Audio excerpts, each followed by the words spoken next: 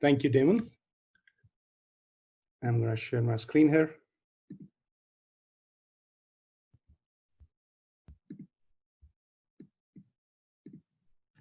Okay. Is this working? Yep, looks good. All right. Hi, everyone. Thank you for joining our workshop. Really excited to be part of this hackathon. I believe this is the first time Procore is participating. We strongly believe in innovation, as you will hear a lot more from us. We have an ecosystem of third-party developers who are building a lot of new, cool, innovative stuff on top of our Procore platform for construction. So we want to talk about that. And when we got this opportunity, we jumped on it. Hopefully, next time it's an in-person event, and then maybe we can do more stuff. I'm actually wearing this T-shirt, which is not a Procore T-shirt, but it says "Eat, Hack, Sleep, Repeat." So hopefully that's the mantra you're using. And hoping to see you next time in person. What's the topic for today? We will give you an overview of basically everything you need to know to build an app with Procore. And so that's sort of our session here. My name is Raman Dhilion. I'm the person on the meeting invite, but there's a team effort here, as you can see.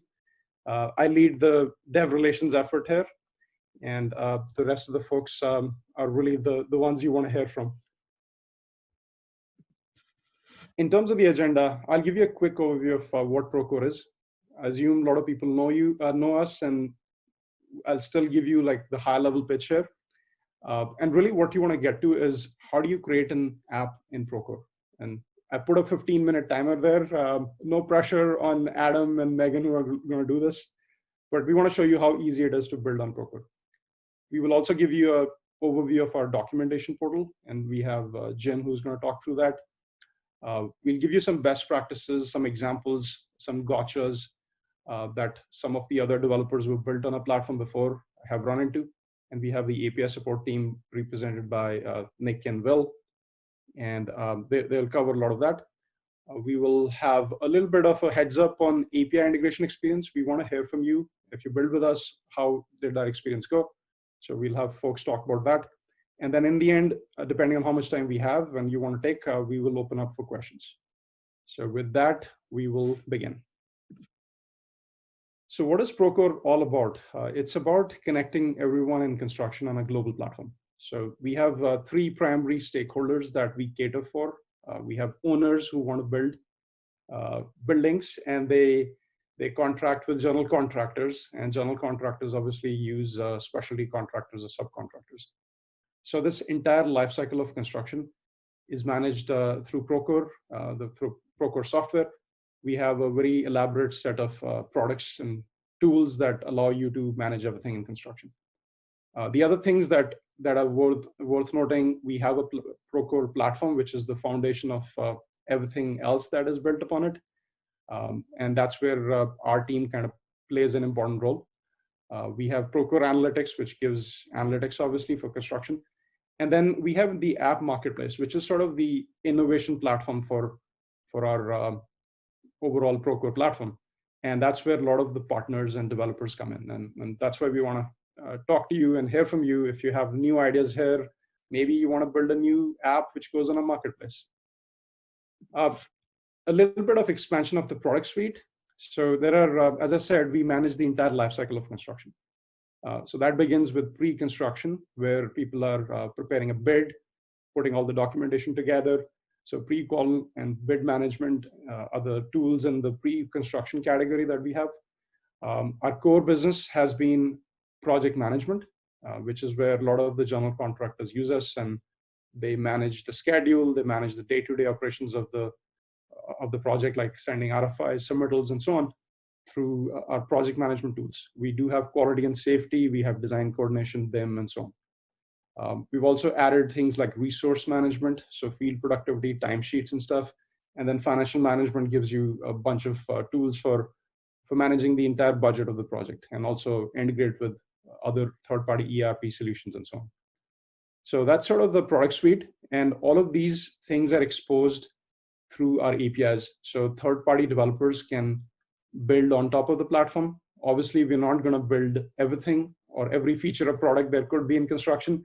So that's where our developers come in, and often they find gaps that are lucrative, and they build upon that.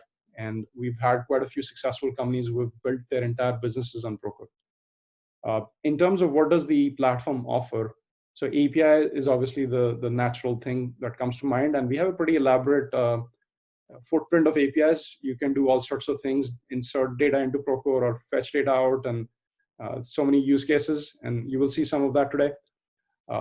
There are other things which are available for customers, like UI can be customized, there are workflows, there are custom and configurable fields, and so on. So whole suite of offerings there. If you haven't already looked at our stuff, I encourage you to go to our website and the documentation portal that Jim is going to show you, so you can get some ideas there. App Marketplace is really what we represent here, and along with the ecosystem, or let's call it the innovation platform, where people come in with new cool ideas and build upon Procore. So just a little bit on that. Here we have a App Marketplace website available. Right now we have about 240 or so listings on the marketplace, and this is not a consumer store. This is a enterprise app store. Let's put it that way. So it's the most extensive there is in the construction industry, and that has been possible because of people like you who want to come and work with us and build integrations. There are folks who have tools for construction and they integrate with Procore. There are folks who build integrations connecting other construction tech with Procore, and so all sorts of things are going on there. And there are a lot of cool ideas. If you want to look at something for new ideas, then go to the marketplace and check it out and see if you want to plug a hole there. You've heard enough of me. You've seen enough of the marketing sites content. You want to switch to the actual stuff, which is I want to hand over to Adam and Megan, who are going to show you how to build an app in Procore. So with that, I'm going to stop sharing my screen, and Megan, you can take over.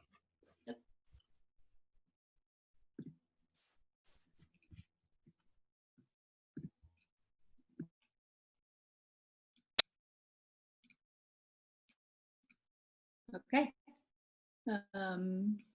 Here we are where we left off in the presentation. My name's Megan Turner. I'm a product manager on our ecosystem team, and I'm joined now by Adam Wells, who's also on the screen here. He's one of our lead engineers for the ecosystem team.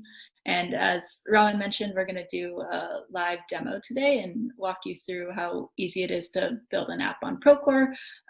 Hopefully in 15 minutes. We'll pray that the live demo goes well. But before we dive into the demo itself, I'm actually going to talk through a few of the things that are available to you all. So we have a Procore developer portal. It's found at developers.procore.com. And it's really the first place we recommend you check out. We'll walk through a lot of these things on the screen here, but they're all available in depth for you on that site. So there's free account sign up. You can look at our APIs and documentation. There's a sandbox that you can play around with, and a bunch of training and case studies you can read through if you're interested in learning about how others have developed on our platform. And then in our demo, you'll see today there's a sample app and tutorials that you can run through, and we'll show you a little bit more. So back to Adam and myself, we're gonna pretend to be a hackathon team here. So it's just me and him, and after exploring Procore's support site and dev portal a little bit, we've decided that we want to build something called Simple Submittals. So that's going to be our project name. Now what I'm going to do is actually hop out directly to the Procore developer portal, which is what you're viewing right here at developers.procore.com. When I land on this page, the first thing I can do is actually sign up for a free account. So I'll hit the sign up button. And it's going to ask me for some information, and I'll enter that in.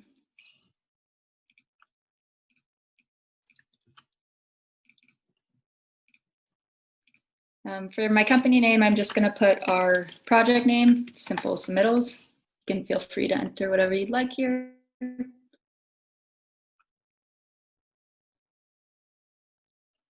Great, and then I'll create my free account by clicking this orange button.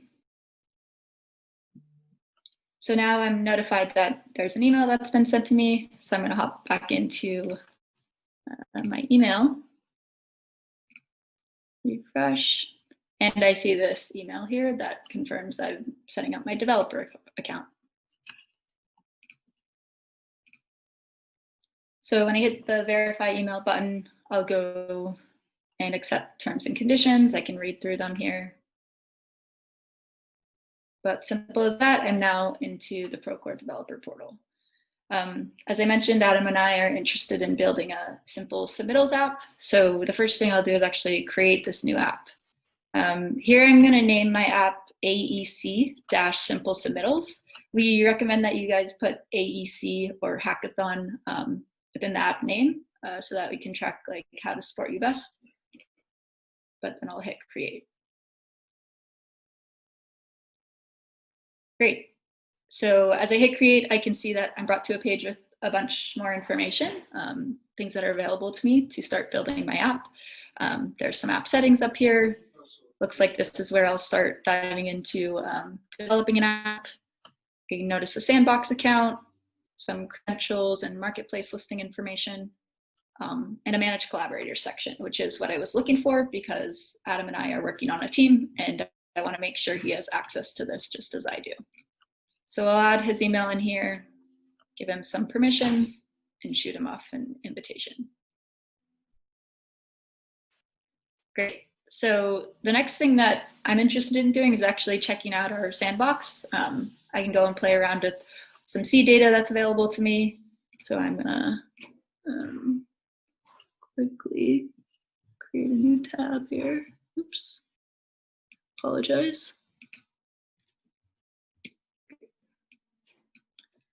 So here's my sandbox, but I don't yet have a login, so I am going to have to revisit my email again to make sure I can create a password.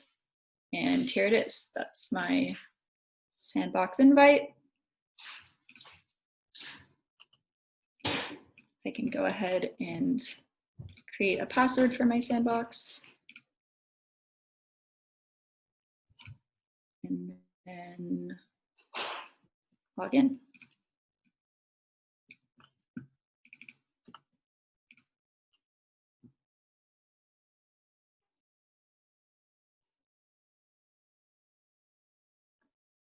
Perfect.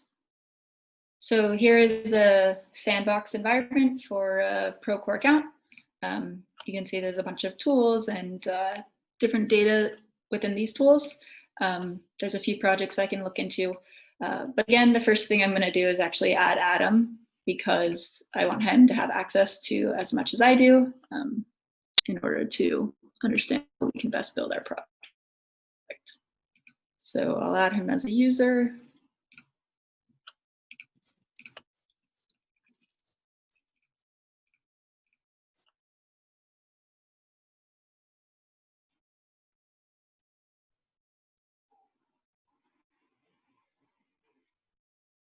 I can scroll down and give him some additional permission to what's available within the Procore account.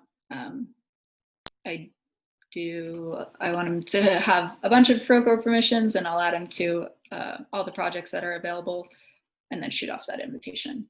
At this point, I'm going to stop sharing and hand it over to Adam so that he can walk you through the documentation and references he's been exploring during this time.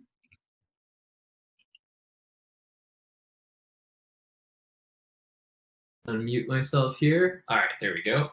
Can everyone see my screen okay? Yep. Perfect. So as you can see, I've got my invitations from Megan here in my email inbox. So the first thing I'm going to do is I'll check out the sandbox.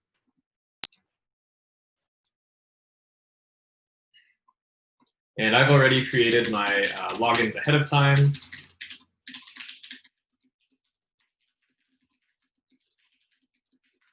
So in my case, I can just go ahead and log in now that I've been invited. Since we're working on a submittal tool, I may have no knowledge of that as an engineer to start with. The great thing about Procore is there's extremely robust documentation. So just about the construction process in general, I can look up anything that I need, and there's more detailed information on our tools as well. So checking out the Procore docs, I can see here that to see submittals, I need to first visit a project.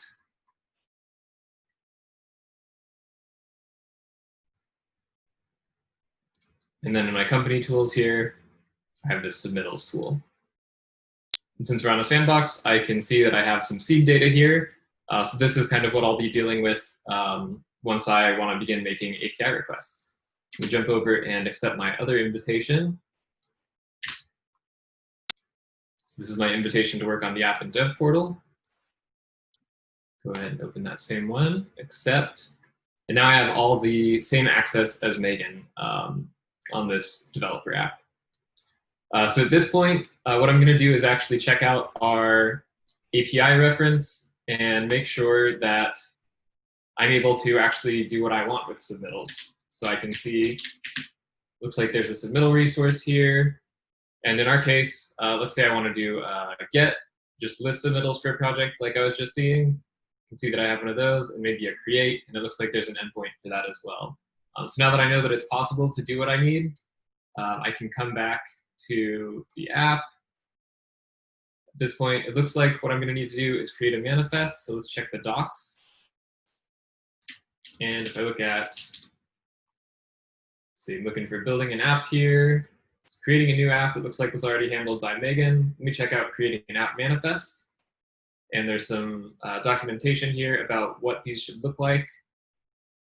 Let's assume that I've read and parsed this, and we'll go ahead and create a new manifest here. And in our case, since we're just pushing and pulling data, we don't want to display it in Procore itself. We can go ahead and remove the iframe component and go ahead and just create a data connector.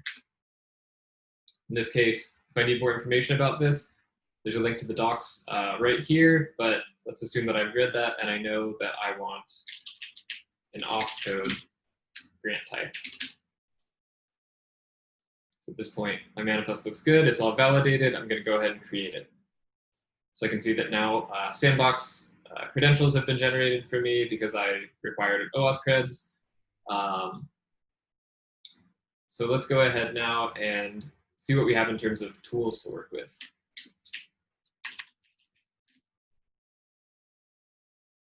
Looks like there's this SDKs and sample apps section down here. In my case, I want to just get up and running as quick as possible. So let me check out this sample app. So I'm going to go ahead and just clone this.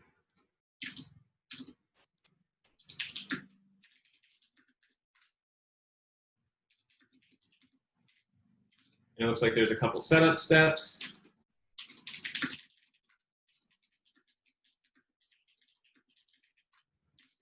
And a little bit of configuration that I need to do as well. Copy that.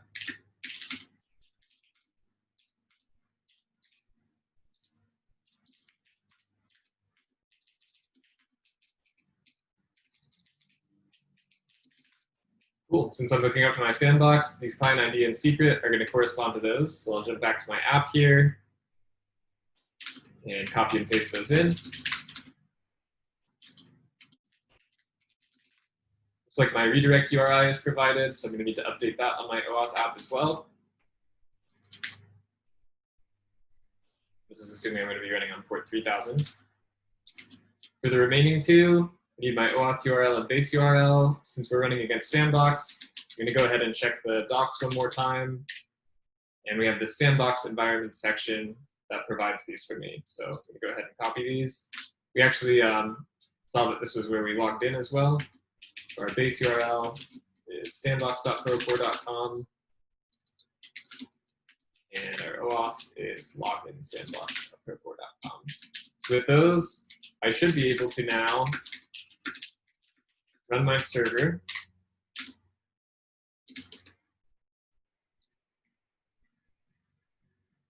Cool, looks like that's running. And if I visit at port 3000, I'm getting a sign-in page here. So I can go ahead and try and sign in. Since I'm already logged into the sandbox, I'm just greeted with this authorization page. I'm going to go ahead and allow this. And at this point, I can see I'm on this base page here. I can see some different information. What I'm interested in doing right now is making a couple API requests. So let me jump back to the submittals documentation here. So it looks like I've got this path, Vapid projects, project ID submittals for listing them. You go ahead and try that out. And I'm going to grab my project ID from the submittals page that I was looking at before.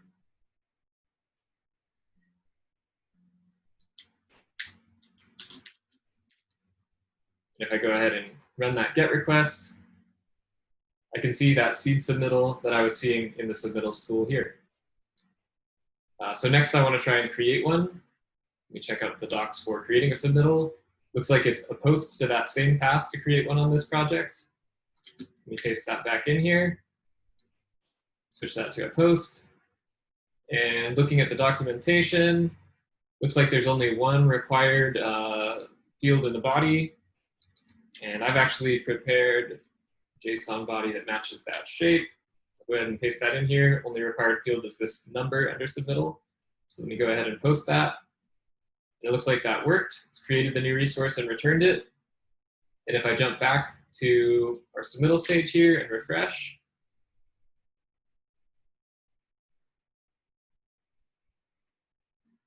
I can see that a new submittal has been created, and ball and court is me, since I've just created it. That's everything that you need to do in order to push and pull data from Procore.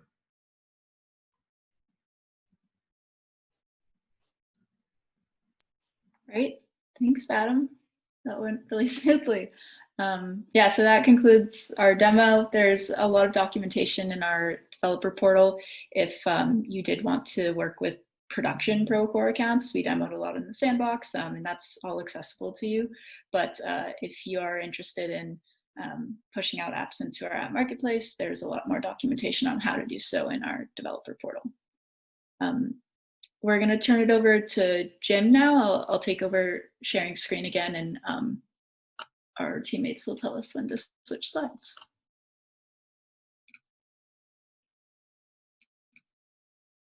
Okay, over to you, Jim.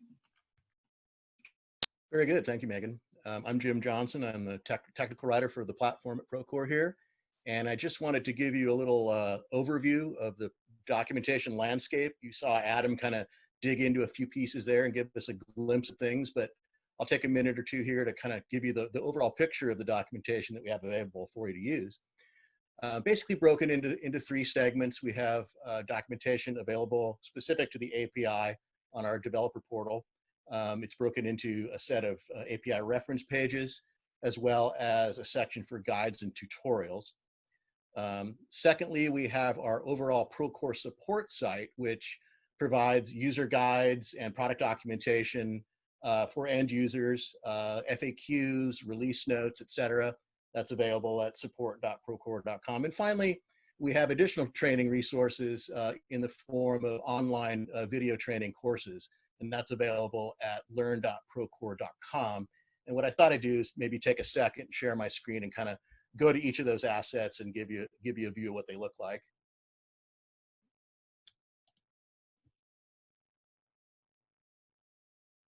Oh, I'm not able to do that, it says.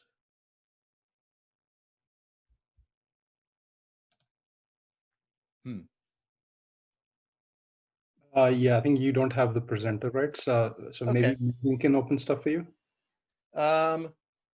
If you feel it's necessary, I think the important part here are the three URLs: developers.procore.com, support.procore.com, and learn.procore.com. And from there, folks should be able to get to whatever they need. Damon, is it too late to ask for another presenter sharing content? Already done. Okay, awesome. Thank you. Jim, try. I will give it a shot here. There we go. Oops.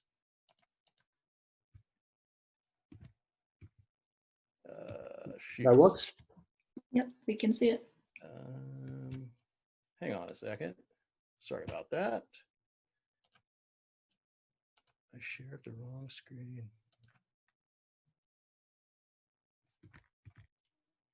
Yeah, you should see our developer portal. Is that right? Yep. It's good. Good. Okay, so yeah, the first set of documentation comes from our developer portal directly.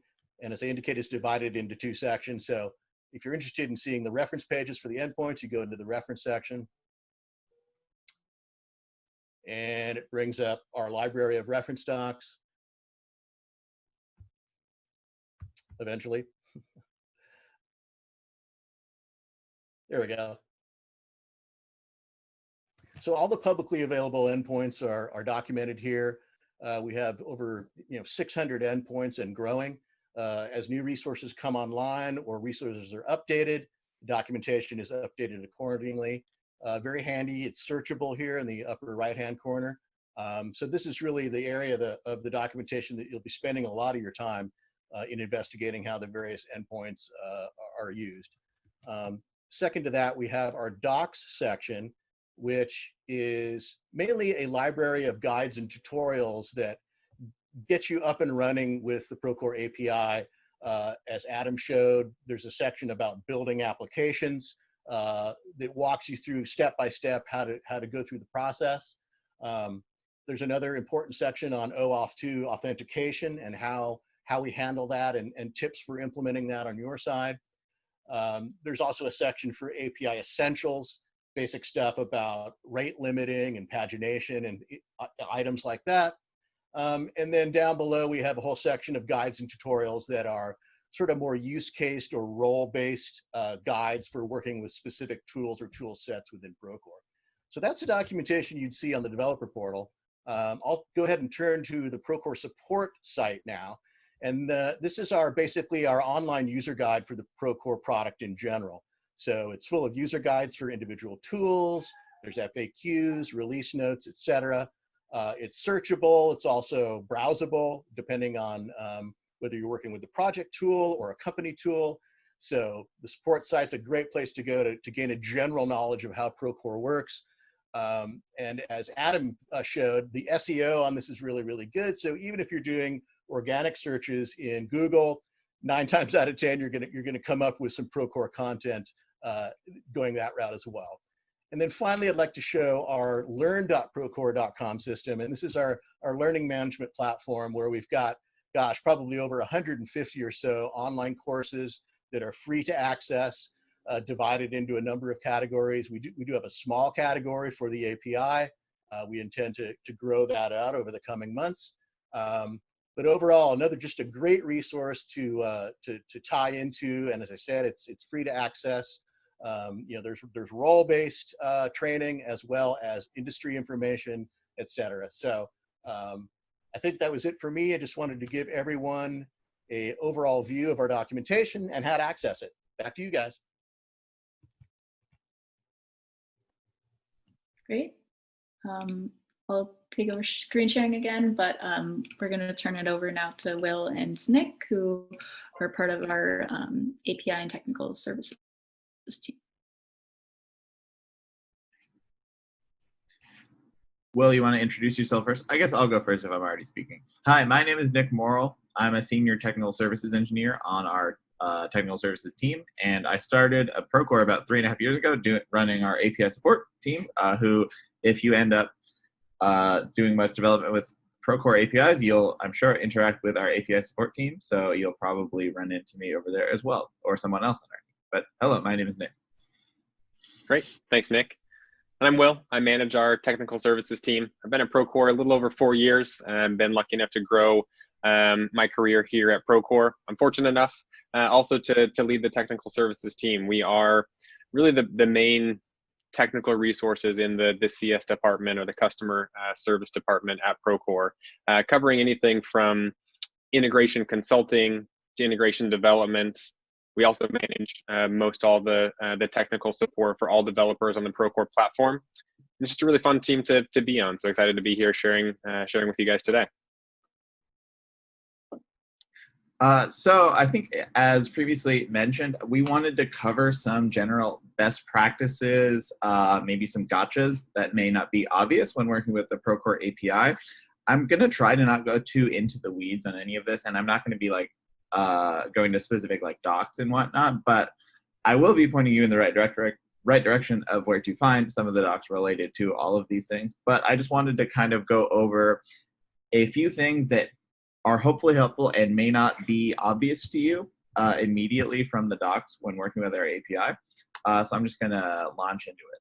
So first things first with authentication. So you saw that demo from Megan at Adam of setting up a data connector app that uses OAuth 2.0 with the authorization code flow. So that is what I would consider the most like standard and common use case, which so I would recommend going that route. But for your authentication needs, since we use standard OAuth 2.0, it should, if you've worked with APIs before, it should be fairly straightforward. There's no huge weird stuff there.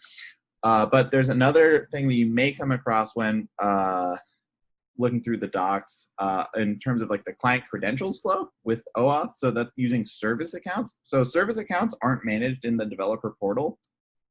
They're actually managed and created within specific companies in the company admin tools there. And so service accounts are kind of like OAuth applications that can make API calls only to the one company they're created in. And also they essentially, since with the authorization code flow, they go on behalf of existing Procore users, but with a service account, it automatically creates a service account user that cannot log in through the web app at all. It is API only, and that way you can directly control the permissions for the API access to that company straight through the service account. So we've seen some partners go that route, but my advice would be generally if you are eventually looking for a marketplace integration, service accounts aren't usually most conducive to those use cases. So I would suggest going the auth code route, but if you are having difficulty with that, sometimes service accounts, since the authentication call to get an access token is a little more straightforward, then sometimes you can use a service account as sort of a shortcut. So keep that in mind if when working in your sandbox company, you can't figure out the auth code flow, maybe consider trying a service account. And if you want to look into the docs there, so there's our client credentials docs in the dev portal, and then also if you want to figure out how to set it up in the web app, there's a support.procore.com article about it. One other quick thing is relating to, so some of our resources have delete endpoints. So when you want to delete something within Procore, you can call the API endpoint. But oftentimes with some of our resources, namely with users, vendors, and projects, they're not hard deleted or like soft deleted. So you don't go through the deletion endpoints for those. Instead, they're activated or inactivated. So for those, you would make an update call to set its active Boolean variable to, you would set the value of that Boolean to false. Instead of using a delete endpoint, you basically just update it to set active from true to false. And then instead of recovering it from, say, a recycle bin endpoint, if you want to reactivate it, typically the way there is that you use a sync endpoint, which I'm about to get into. You use a sync endpoint, and then you pass in its ID and then active true to reactivate it. So that's sort of a little quirk, but that leads me to sync endpoints, which are used heavily when reactivating previously inactivated objects. So sync endpoints, which we have a dev portal doc on that I recommend you peruse as well if you end up looking into those. So sync endpoints are sort of batch action endpoints for batch creation and batch updates of different resources.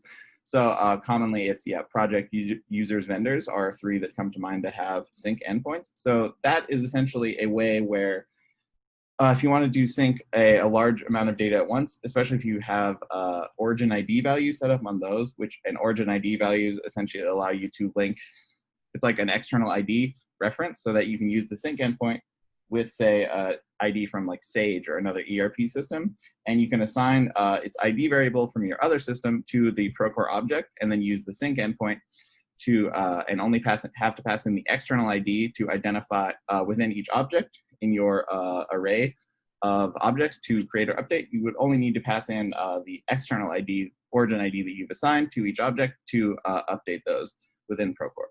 So with those, you can pass in an array of up to 1,000 records to create or update at once.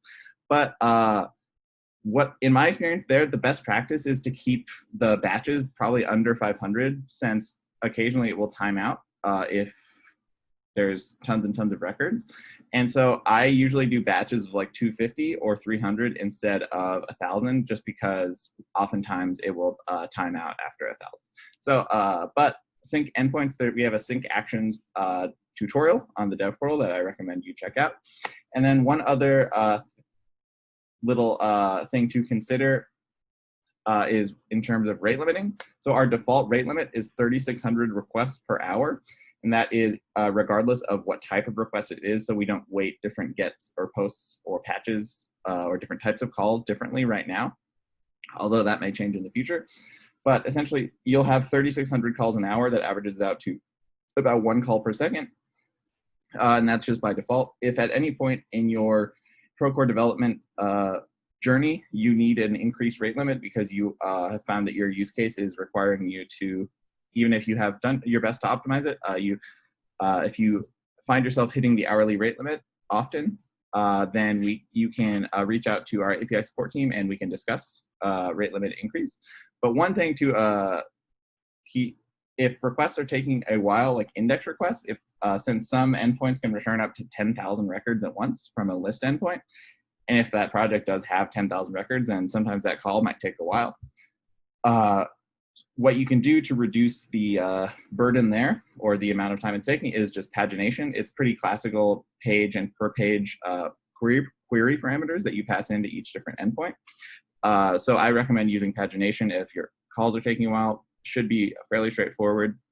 And then one other thing that I forgot to call out on the slide, but in terms of working, if you are ever moving to production, so we have multiple Procore zones that you want. And so since we have different zones in which companies can have their data, I won't go too into the weeds with what that means, but essentially you want to route your calls to the API gateway so that regardless of which zone the company whose data you're trying to access is in, if you route it through the gateway, after you've authenticated through the login service, then you hit the API gateway and you pass in a Procore company ID header, and then it will route your request to the proper zone with the company in it, whose ID you specified. And we have a full document explaining all of that as well on the dev portal. I think it's titled Multiple Procore Zones. But yeah, basically the developer portal will have everything you need. And then I'm going to pass it to Will for some specific examples of some integrations. Excellent. Good tips, Nick. I appreciate that. I did want to share just a few examples of ways that we see our clients leveraging the API to really increase the efficiency of leveraging Procore. One of the big ones is syncing their employee data. As you can imagine, managing employee information in multiple systems is challenging. While we do have SSO in the platform that handles authentication, but it doesn't handle provisioning of accounts. So oftentimes clients are building small employee synchronizations with their HR or their ERP system to create, activate, inactivate, or change the detailed records of those employee records with the Procore system. So it's a nice complement to our SSO that's also available in the Procore platform. Another one is taking the time card data that folks are managing and entering into Procore, managing who is on site, how long they were on site, etc., and then extracting that via the API into their payroll system to process payroll, as opposed to having to enter that into both systems at once. So another small use of the Procore API to increase the speed at which they're able to process payroll. As you can imagine, a lot of our clients are leveraging various estimating software that happens in the field to estimate their projects, and pushing that original estimate or that original budget from that estimating software into Procore can be done leveraging our budget APIs. Some fun examples around applications that have been built as opposed to data integrations there. One is a budget forecast submission application, so allowing the users in Procore to leverage our embedded app functionality, which we have some documentation on in the dev portal, of course, but allows those users to extend the functionality into something that enables them to submit the budget forecast within Procore to their ERP system, something that previously they would have to double enter. So leveraging our embedded apps functionality, they were able to accomplish that. Another one that extends the functionality in Procore is a budget comparison application that we've seen some clients take on, again, enabling their users within the Procore platform to use an embedded application to compare budget snapshots. And the last one is a fun one I learned about at our last Groundbreak conference that we had in person last year. It's going to be virtual this year, and one of our clients had a need to enable their users to bulk edit a set of records. The web application didn't allow them to do that. They had to go through one by one. I believe it was submittals, where they received a bunch of submittal data at once in bulk from their architect on the project. And as opposed to having their users click reviewed one by one within the web application, this engineer built an iOS app that enabled their users to bulk select submittals and move them in stages. So he leveraged the API to effectively do that processing on behalf of those users. So it's a really cool use case, building a quick iOS app to improve the speed that their users are able to get stuff done with Procore. Nick, I'll kick it back to you to share how we'd like to have these folks get support. Sweet. Thanks, Will. So typically, maybe in the longer run, if you end up in our Procore developer ecosystem, typically API support questions, technical stuff goes through API support at Procore.com. But we want for this particular workshop, we wanted to channel all of our feedback, technical questions, any issues you may be having through our hackathon organizers. So we've set up this AEC Hackathon at Procore.com email group. So that will go to several of us that are on this call right now, and we'll be able to respond to you promptly and do our best to assist you. So you'll get the same level of typical API support that you would normally get if you need any support questions, or if you have any businessy process questions, things like that. You'll have kind of a solid group of smart folks such as myself to be able to answer your questions as quickly as we can. And yeah, I will drop that in the AEC Hackathon at Procore.com is the email for all feedback, questions, if you have hit any dev portal signup issues, any sandbox issues, anything like that, channel that through there, please. Thank you. And if you have any questions, we're going to have a little open Q&A part at the end. So any technical stuff, Will and myself, and anyone else on the call should be able to help you out. So we'll have some time at the end for any questions that you may have.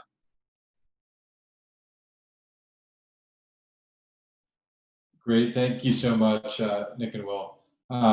So my name's Ezra. I'm the product manager for the API, and Nate is with us as well. Nate, do you want to introduce yourself? Sure. My name's Nate Baer, and I'm a software engineer on the API team. So really, we want to kind of take this opportunity to do sort of a plug for getting your feedback as you use our API, as we are constantly looking for ways to improve it. And we think that sort of the ability to sort of roll up your sleeves and get involved with the API will produce sort of a good opportunity for us to hear your experiences, building apps on Procore. Next slide, please. And so really, we think that there's a nice feedback loop where by building on the platform, maybe keeping notes of any issues or, both good or bad as it relates to the API. And then we will be sending around a survey later on so that you can sort of take note of your experience using our integrations.